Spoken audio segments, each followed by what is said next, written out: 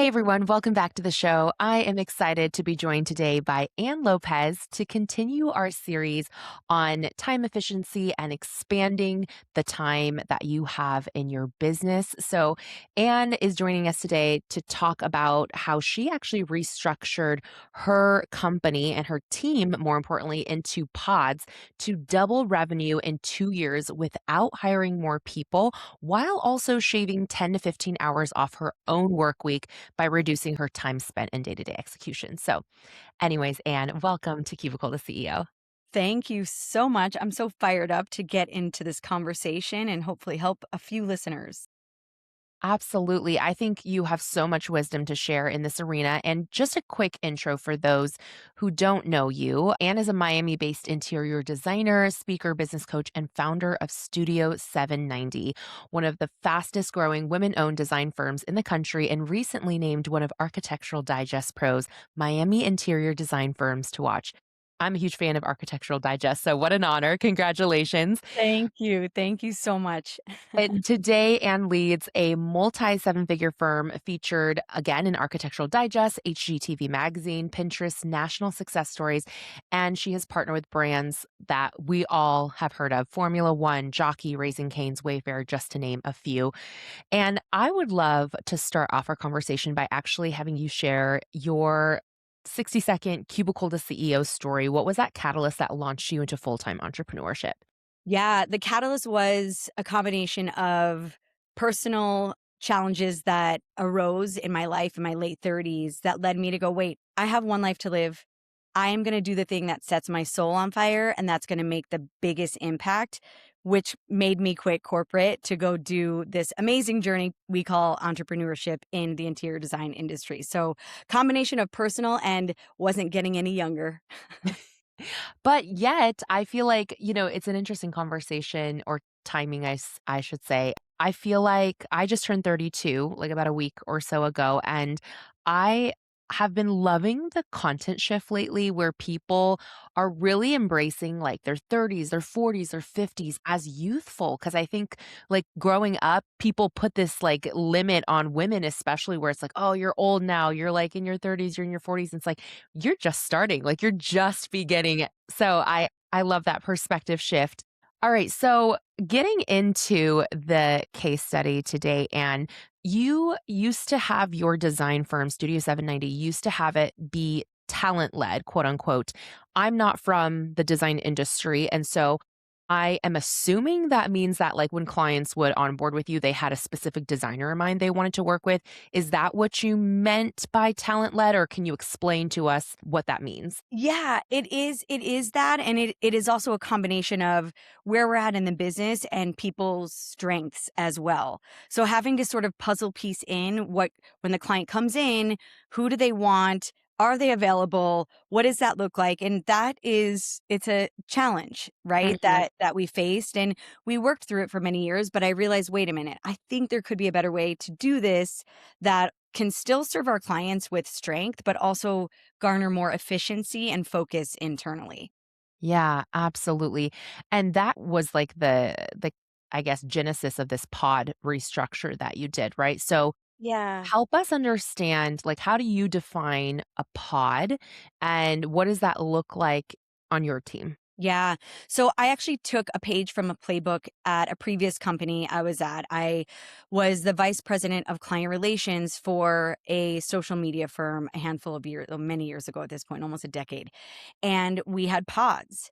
And I remember thinking, nothing gets wasted in our lives, right? All the things that you do in your 20s and your 30s, you might think it's not really helpful when you're in it, but then when you come out of it, you realize, wait a minute, there's some things that could help me in my current season. So I sat there going, how do I restructure this team to be more focused, for us to be able to take on more work and again not have a massive increase in expenses at the same time. And Yeah. it went back to the structure that we had. And so the pod is defined as you have a lead designer on the pod. So you can translate this into any industry, right? Whoever your lead is.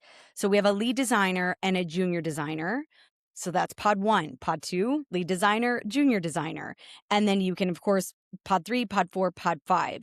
And then we have people on the team that support both pods or multiple pods, right? So they're going to span across all clients, but our core revenue comes from the designs. And so it's really important that we have that team, that pod focused on their set of projects. And it's just a business structure that I feel can be replicated again into any industry and has offered us, man, a lot more. Our meetings would go, without exaggeration, every Monday we have a client meeting where we go through every single client. They would be 3+ hours, which is Wow. like, I know better, but entrepreneur world, you live and you learn and you think you know how to do things. And then we're in it like 3.5 hours. Now with pods, it's 1 hour, 30 Wow. minutes on pod one, 30 minutes on pod two, That's incredible. And so is that right? how many pods you have on your team currently? 2 pods? Yeah, we currently have 2 pods on the team. Yep. Amazing. And are you part of a pod or do you not do direct client work currently? I currently do not do direct client work, so I oversee our creative department, if you will. Mhm. So anything that, is designed for my company, I'm getting the final stamp of approval. There are what we call our platinum clients. So we define our clients platinum, gold, silver. Platinum clients I'm much more involved with creatively and client service related, but day-to-day work for the most part, I'm not involved. The pods are now very clear. We have a design process. They know their roles and responsibilities. They know the lane they stay in. And therefore, I can back out more. They are empowered more. And then the magic happens. That makes total sense. And then you mentioned some support staff who kind of service across the pods, right? So, what do those support staff roles look like on your team? Are they admin? Are they account executives or account managers, operations space, finance space? Like, give Yeah. us the kind of the rundown of the rest of your team that don't exist solely in one pod. Yeah, so we have a project manager that helps support across pods. Again, not for every client. I think the second part to developing the pod structure is defining client value. And Mm, then, okay, if the client has a value of X, they're going to get the project management support. Does that make gotcha. sense? Yeah. So the project manager spans both. We have a procurement and purchasing team that span both. We have accounting and bookkeeping, of course, span both, but that's more, interior ops is what I like to call it. Yeah. And then I have a marketing gal who she's not really part of the pod structure, but she supports the business at large as well. And I'm hiring a finance person. So that person will span both pods as well. So between finance, project management, which also spans into client services to a degree. But the other shift I took was as for the designers specifically, they're the ones closest to the project and therefore they're closest to the client. Yeah. And I felt like we can have client support roles, but the day to day, I think, still needs to be the designer. So we've been doing this Mm, for over a year and it's proven to work. Now, if we double in size, which I foresee happening, will it work the same way? Maybe, maybe not. right. Right. So being an entrepreneur and running a business and scaling a business, it's a lot about having this mindset of seasonality. Yeah. The seasonality that we have where we restructured from broad team into this, more focused approach with pods has really served us in this season. But we know what gets us there isn't going to get us to the next level, or it might. I might be wrong, right? Yeah. But I'm also open-minded, so Yeah. we'll see what happens. But that's the structure and those are the roles that I have right now spanning across both pods.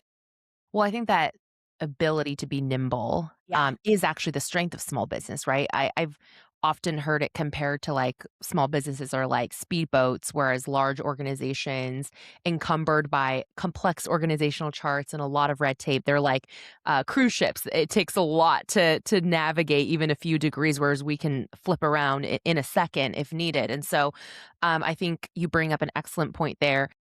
As far as scale, I'm curious in your current structure, how many clients at a time can each pod service and what would warrant like a breaking point where you would need to bring on a third or additional number of pods?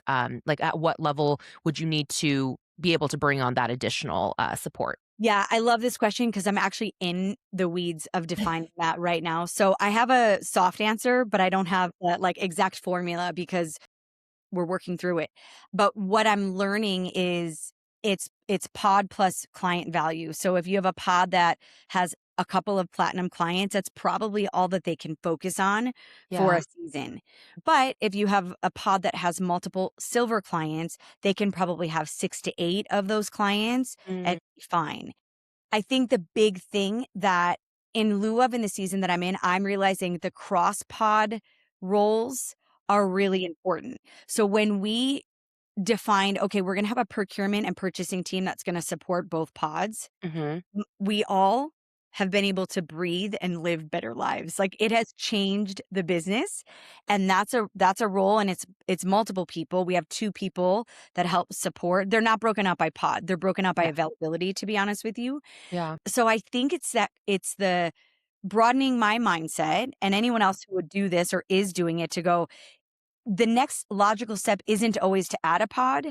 It could be, but it might be to add the support staff to be able to really have a backbone so that pod can be leading with their strengths. So I'm a big mhm, strengths-based leadership person. I try to make sure everyone, you capitalize on your strengths. So this finance role, my designers are not the best finance people. They'll laugh at me and they're okay that I say that out loud. They're not terrible, but finance is a big part of any business, and it's a massive part of how we succeed. And yeah, so me getting that support role, I think then they're going to also go, "Oh, I can breathe a little bit more." And then I say, maybe they could take on one more client now because we have, X percent of their day that they would have spent on budget management and following up on invoicing and so on and so forth. They don't have to do that anymore. mm, Yeah. that Does that make sense? it does, and I'm trying to, like, liken it to, like, is it, like, scaling deeper, like, Right. vertically versus horizontally, but I'm like, I don't know which way is horizontal, which way is vertical in No. that particular Yeah. structure, but I get exactly what you're saying. It's not always about adding more of the pods, like you said. Sometimes it's, like, something else within the infrastructure that would help take items off of the lead designer or junior designer's plate. Yeah. I'm curious, with the actual pods themselves, do the lead designer and junior designers ever flip pods, or is it like once you've set the duo, they are remaining with one another forever, or forevermore might be a little bit exaggerated, but you know what I mean? Like for a long term, they are together and there's not a lot of like Yeah. what do you call it? Mixing and matching. Yeah. Right now, it's what I like to say, set it and forget it, Okay. but maybe not forget it forever. Right. Right. So Revisit. right now, because it takes people, I would say probably a year of working Mm, together to crush it together, right? yeah. 'Cause the first 3 to 6 months of working together, like, we're bringing on this is happening right now. We have a new junior designer for pod 2.